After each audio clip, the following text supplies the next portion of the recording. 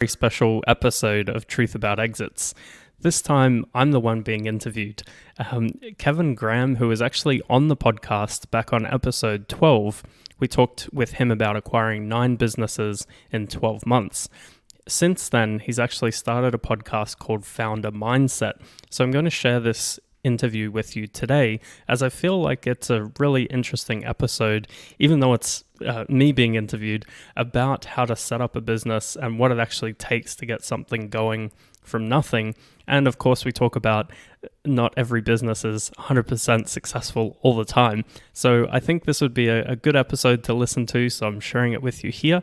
Feel free to go over and check out Kevin's podcast, Founder Mindset. He's interviewed quite a few entrepreneurs now, so he's at episode 7 and counting at the time of this recording. I hope you enjoy today's episode. Hey guys, Kevin Graham here, and today on the podcast I have my good friend Coran Woodmass. Coran and I have known each other since 2014 when we first met in Chiang Mai, Thailand. We've hung out in a number of cities around the world, including most recently in Austin, Texas. Please welcome to the podcast, Coran Woodmass. Hey Kev, thanks for having me. Great to have you on the show, and kind of nice to be in the host seat this time instead of the guest seat. For the listeners who might not know about you and your current business, can you give us a brief rundown on who you are and what your company does today? Sure. So my name is Coran Woodmass, founder and managing partner of the FBA Broker. We are a e-commerce M&A firm, a business brokerage that focuses exclusively on e-commerce and Amazon-based businesses. So I'm Australian as well, as you may or may not be able to tell, and we've been doing this business since mid-2016. Right. Before that, there were some other ventures, and I remember when I first met you, you were working on similar stuff to us with a portfolio of websites that were earning advertising income, and then there was an interim period there where you were actually a FBA seller yourself. So can you tell me a bit more about how you got started in your entrepreneurial journey? Yeah, sure. So about 6 years ago now, I was working in a cubicle in Brisbane, Australia, and I was working in digital marketing at the time, and I was listening to podcasts while pretending to work. And one of our mutual friends, Dan Andrews, had a podcast back then called Lifestyle Business Podcast. I really loved this show, and all I was thinking about all day while I was doing my incredibly boring, sometimes interesting job was how to actually travel the world and build a business to support that. So my wife and I had saved up a decent chunk of cash to set us up. Our initial plan was to go travel the world for a year and see if we liked it, and we definitely did. So it took me all of 2 weeks to go from being on holiday for a month minimum to actually starting my next venture. I started looking at building e-commerce businesses through some training courses that were online while we were midway through our trip through Vietnam. So that's where I kind of started. A guy I met at the same hotel I was learning about e-com was running an e-commerce business in the UK. That just happened to be our next stop. So I went and met with him, started consulting on his larger e-commerce business. And also at the same time, I started looking at ways to, first off, to stay in the UK longer because I was too old for a work visa. So I started looking at business acquisitions and buying and selling businesses specifically. And at the time, I was looking at brick and mortar businesses in the UK. Through some research, a ton of research, because that's all I was doing, I stumbled across buying online businesses. So like you mentioned, affiliate advertising-based websites. And I also built an e-commerce business from scratch, which we ended up later selling. And so we had a buy and build strategy. It was supposed to be buy, build, and sell. It was a buy and build strategy and then a build from scratch strategy. So that's pretty much when I first met you. We had a portfolio going. We got hit by a Google update on a lot of those deals that we'd acquired. So that stung a little bit. But fortunately, we'd built the e-commerce business to a point where we could sell it. And all through this time, I just wanted to see more and more deals. I started getting addicted to doing deals and looking at businesses for sale and finding deals and understanding how deals were valued. So essentially, I started as a broker almost for free, where people would ask me to take a look at a deal they were looking at and buy me lunch or something like that. And in the beginning, I was doing it for fun. And then I saw a real need in the market for experience in the space. And a lot of people were looking to buy online assets. So that's basically where I started the brokerage side. I started working for another brokerage for a short time and then saw the buyer demand in Amazon-based businesses because e-commerce with real physical products appeals to a wider audience than just an affiliate site. So one of the first deals I worked on actually was acquired by a grandmother in Florida. So she was actually first-time seller on Amazon, but she was a really sharp business person and she just got it. She loved the product. She also could see how she could sell that direct to her friends. And that's what really opened my eyes to this space being a thing. And then fast forward 3 years of being in the FBA space specifically, the market has grown exponentially. So we got in at a really good time. I saw the trend, got in front of it. I always expected to be in more verticals by now, but we've been too busy with this one. So it's worked out pretty well. Yeah, there's like a couple of points in your story there that very much tie up with mine as well. Firstly, where you mentioned only being a couple of weeks into this big holiday before you just had this desire to start working on your next business. This is the same thing I've done so many times, as well as that keen interest in that M&A space, which, as we spoke about on your podcast, I did a bunch of acquisitions over the previous 12 months in the web hosting industry. And I really enjoyed nerding out about all those deals that were coming through at that point. So yeah, definitely a lot of parallels there for sure. So you mentioned that it was 2016 that you started your current company, the FBA Broker. What led you to decide to start the company? Yeah, I guess I never really worked well as a employee. I've always kind of done that to get from A to B, not been a career employee. So I think you either are or you aren't an employee. So always wanted to do my own thing, just didn't know what I wanted that business to look like. And initially I kind of resisted this industry because of freedom to travel, which was really important to me at the time, and having to work a lot of hours. In the last 2 days, I wouldn't even be able to count the amount of hours we've done in the last 2 days before this call. So it's a roller coaster. There's high risk, high reward, and a lot of variation. So there's a lot of I get to see a ton of new businesses every day. I get to speak to a lot of people with a lot of capital. The budgets we're talking about right now are insane. Our buy side demand is over $1 billion last time I calculated all the capital available, and it's probably 3 or 4 times bigger than that, to be honest. So yeah, the cash is huge. The business diversity is there. So it's actually a perfect fit for my personality. So that's really why this was a good fit. Can you explain the business model to our audience in terms of how your current business, the FBA Broker, makes money? Yeah, sure. So we deal specifically with e-commerce businesses that are looking to go and sell their business. So that's our wheelhouse. And we help clients from the time they're starting to think about it, when they're planning for their perfect exit. But we really make the bulk of our money when we actually sell a deal. So when we connect the seller with a buyer. And the value add really, and where the revenue starts, is when we actually engage and we start working with a client to dig into their business and figure out exactly what it looks like from a buyer's lens, an investor's lens. And then we make the real money when the same time as our clients, when we close that deal. Got it. And so what's the fee structure look like on one of those deals? So we have an engagement fee upfront that runs anywhere from $10,000 to $50,000 typically US, and the success fee is based on the size of the transaction. So the larger the deal gets, it does scale down. So we use loosely the modern Lehman fee structure. Right. So that's based on percentages of the total transaction value. Correct. So can you tell me about a point in the business where you started to get initial traction, and what do you attribute that success to? Actually, this is a great question. I only just thought of this as you reread this. I was in an airport in transit in Berlin, and I was having a Facebook conversation in one of the FBA groups, and someone had argued that you can't sell an Amazon FBA business. So before getting on a plane, I literally just wrote out my 2 cents on my phone, thought, oh, okay, that's it. I think the plane was delayed because I checked my phone again and a guy reached out to me and said, oh, you seem to know what you're doing. Any chance we can jump on a call? I used a time zone calendar type deal to book a call because we were flying to Chiang Mai. So I got to Chiang Mai. It was about 2 days later we had the call and I had my first client. So while I'd been building some exposure in the space through market data, that was actually my first client, was due to just engaging in conversation. And once that deal was live, it created a lot of buzz around what we were doing and also a lot of buyer interest immediately. So we'd actually built an audience first before launching that deal, which really helped. And then obviously once we closed that deal, the revenue came in. That was a very good sign. So I'd given myself 6 months from starting to do this full time and figure out if I could make it work. And about 3 months in, I made the decision that regardless, I was going to keep doing this. So even if I had to take a consulting gig or do something else on the side, I'd still do this business. And that's what I did. So about 6-7 months, I think it went just a little bit longer, I cashed my first commission. And within the first year, we made well into the 6 figures in profit.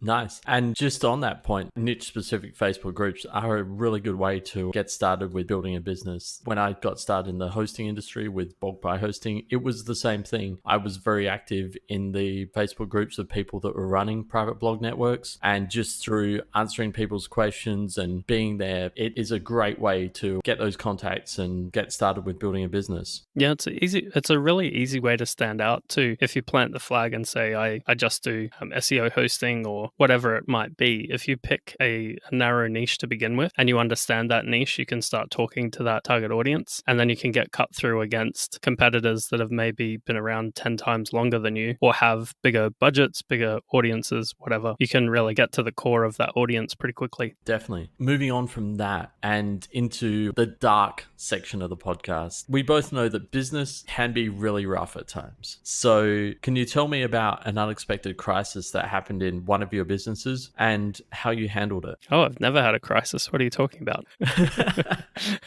I'll go with the brokerage because this has been my entire world for feels like 10 years now. But I had an interesting thing happen, and I talk a little bit about from time to time zones and how being in the US is why we relocated here. Is the time zone is the best for the buyers in our space, so that's why we're here. But actually, I was in Prague. We lived in Prague for a number of years on and off, and I woke up extra early. At the time, it was 6 a.m. and I thought, wow, I'm up early. But for some reason, I get up earlier than that now, but by choice. But for some reason, I'd woken up at 6 and I just knew there was a deal closing, and I knew I wanted to check my email. I checked my email at 6 a.m. Prague time. I saw an email and I leapt out of bed, and I think I took 2 steps to get to the next room, and I was on the phone immediately. The escrow service we'd used for closing this deal had actually had third-party check people, compliance people. One of them had read the asset purchase agreement, or the deal that we were working on, misread that agreement, and had initiated a refund of the entire deal value to the buyer that day before my time. So when I went to bed at whenever we did this, maybe 12 hours earlier, we had initiated the close and the payout of the seller and myself. So overnight, the escrow service we were using had reversed the payment and was about to send it back. And I had about 20 minutes from the time I woke up to stop this. So if I had have slept in, I didn't have an alarm on, mind you. If I had have slept in, that would have been an absolute crisis. I hit the roof. I'm normally very calm most of the time. I was not calm at this point. I got very aggressive. My old project management days came out to play, and I got on to the right person and stopped it. The company didn't actually care. They couldn't care less that they were about to reverse a mid-6-figure deal. So that was fun. But we got it handled, so it was good timing. But I often think what would have happened if that wasn't the case, and if the deal had have got a little bit edgy at the end, that would have been different. So what we did to overcome that is we don't use third-party escrow services ever again. We actually do what big companies do. We use the attorneys that are already in the deal. They see the contract, they respect contracts, and whether it's the buy side or the sell side attorney, they respect the contract and will release payment. And usually they don't charge for it, which is great. So yeah, sometimes you have something happen and it actually makes your business better. So that one did. Not sure if we'd be, I don't know, if that had gone the other way, who knows? But there's so many twists and turns like that in business that you can't really focus on what could have happened. It's just, this is what happened and this is where we went to from there. Yeah, this is what happened. This is what we've learned from that. And this is how we're addressing this process differently in the future. Yeah, absolutely. We're 3-ish years into the FBA broker now, but I know the sort of guy you are. You are always excited and pumped about what's next. If you can just keep it to one thing, what is one thing about your business that gets you excited today? And if it's more like 10, then just go for it. Yeah, I'll keep it to one. I'm really excited about the level of talent that we're attracting to the business right now. So we're about to expand. It's been a very small team for a long time. So we're about to expand, and I think expand in the right way. So I'm excited about the level of talent and the caliber of partners that are looking to come into the business. And that's what I really wanted. I wanted to build a partnership model, not a employee-employer relationship. So it looks like we'll be able to move towards that. So I'm really excited about building the team, sharing what we've built as a base, and helping more clients get the best result, best deal terms possible, highest values in the industry.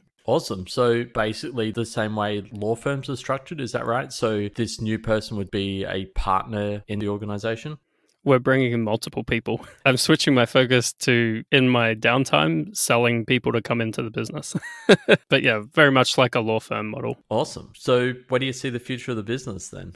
I could see us becoming a niche boutique commerce investment bank, and that's what we're moving towards. So what that means to me is opening up the offering that we can help our clients with. So not just selling a business, maybe it's helping on the acquisition side, maybe it's raising capital, maybe it's going public. I'd like to build a network where we can make that happen for our clients and get them the best result for them, because selling a business outright isn't always the best option. And in the US, at least, you need licensing to deal with any other of those options, and also team members that have done that work before. I know that I'm not experienced in, say, taking a company public, but I can partner with people that have done that before, and groups that can make that happen. And if that's the best option for one of our clients, I'd like to be able to help them do that. Awesome. So we move now into the section that we discussed off air as being the Amazon affiliate section of the podcast. So what books do you think had the biggest impact on you in deciding to become an entrepreneur? Oh man, there's so many. I read a lot. One of the favorites, actually, and this won't be for everyone, and it was definitely a moment in time book for me, was James Altucher's Choose Yourself Guide to Wealth. So I read this book the first year I was in Prague, and I was really lost. I'd had some success with buying and building the businesses that we were talking about before, the websites and the e-commerce business. And I really felt unfulfilled by that whole process. Once we had the acquisition, we had the cash coming in, it was day-to-day operations. I was just bored. I didn't like it at all. And I couldn't figure out why, when I got to a goal I thought I wanted, I wasn't happy. And this was one of the books that took a long time to get to this. But once I got into this book, I've read this book probably 6 or 7 times. And a couple of the frameworks that James Altucher steps out really helped me, and actually ended up with me becoming a broker. One of the exercises was, he's big on the 10 ideas list. And one of the exercises was to think of the most outrageous, crazy ideas that you can think of and write them down, 1 to 10. Could be relocate to Mars. It could be, for me, I wrote down get a piece on $1 billion transaction. I wrote down a bunch of other stuff. That was the one that just stared back at me. And then he says, the next step is to pick 1 or 2 of them and write what is the first step to going to that. So you don't go straight to Mars, you break it down into steps. What's the first step to get to that? And I think I've just been working towards that next step for about 5 years now. And it's all because of that book. I've recommended it to a ton of people. Some people didn't like it. Some people loved it. But I think if you're really thinking about what do I do next, or you're unsatisfied with what you think success looked like or should have looked like, and you're looking for the next thing, that may actually be the book to read. Interesting. So I have heard you mention that one goal a number of times when we've hung out in Berlin, in Chiang Mai, in Austin, this thing of I want to get a piece of $1 billion transaction. So it's interesting to see where that came from and how you're working towards that. Absolutely. Were there any other books that had a big impact on you in deciding to become an entrepreneur? Yeah, there's so many. As far as biggest impact in the last couple of years, I could go to that because there's a laundry list of them. But in becoming an entrepreneur, I think actually if I went right back, it was probably something like Rich Dad Poor Dad, where it was explaining the different quadrants and getting into sales. That was kind of my first step into being an entrepreneur. So yeah, from there it was more sales books, and realizing that generating revenue means that you could start a business at will and get customers and revenue. So that's anything sales related is good when it's at the beginning. Cool. Well, let's move on to the second part of that question then, which was the books that have had the biggest impact on you in the last couple of years in terms of how you run your business. The book that had the biggest impact on me in the last couple of years, and who I actually want to be when I grow up, is Ken Langone. He wrote a book called I Love Capitalism, an American story. He has a very similar background to me. He started out in investment banking, helping companies raise capital, but really hit his stride once he started helping companies not only raise capital, but also take a piece of that company and help them grow. And he's a founding investment partner in a number of multi-billion-dollar companies. Home Depot is probably the most famous of them. And at 76 or something, he still works 7 days a week. He gets up, goes to work, and similar to Warren Buffett's quote, he skips to work, loves what he does, and wouldn't have it any other way. And I think that if you can find something you're that passionate about, and that also has, in my opinion, a high reward for time invested, then it's a good thing to do.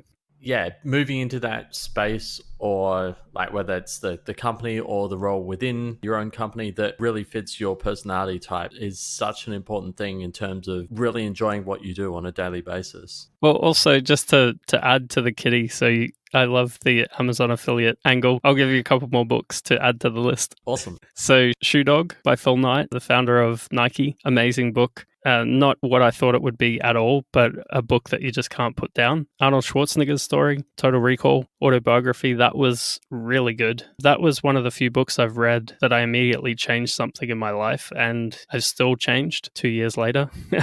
So, one of my friends in Prague actually has a stack of those books, and he gives them out to people, that particular book, Total Recall. So, yeah, highly recommend that one. The Snowball, Warren Buffett's the closest thing we'll ever get to an autobiography by Warren Buffett. That was a really good book, understanding what it takes to achieve that level of success. I like anything by Richard Branson, but I don't really feel like it sticks. I feel like it's just interesting to read. Yeah, they're probably the main ones that I can think of off the top of my head. Well, so to wrap this one up, how can people reach out and get in touch? So the best way is probably the fbabroker.com. You can go there and we've got a lot of market data on this e-commerce Amazon space. You can register if you're interested in buying a business there as well, and we'll send you absolutely everything that we find each week, not just what we're pitching. So that's a good resource. And something I've been working on, and you've been on the show too, is Truth About Exits. It's a podcast dedicated to figuring out and getting to the bottom of what it takes to close a deal. And I'm a deal maker, so this is something that I love talking about, is what it takes to get a deal closed. And that's what we talk about. We talk to people that have sold businesses, raised capital, gone public, acquired other businesses, decided not to sell, bought 9 hosting companies in a year, and then decided that wasn't such a great idea, and everything in between. So yeah, if you're interested in deal making at all, that might be one to check out. Awesome. So thefbabroker.com and your podcast Truth About Exits, I'll include the links to both of them in the show notes, as well as the link to my episode when I was on your podcast for people who want to listen to us talk rubbish and drink beers. I love it. And congrats on starting your own podcast. I love it. We'll share this with our group too. Awesome. And yeah, it's been a lot of fun starting this podcast and jumping on calls with interesting people. Well, thanks for your time this morning / this evening, Coran. It's been great having you on the show and diving into your story and entrepreneurial journey a bit more. Cheers. Bye now.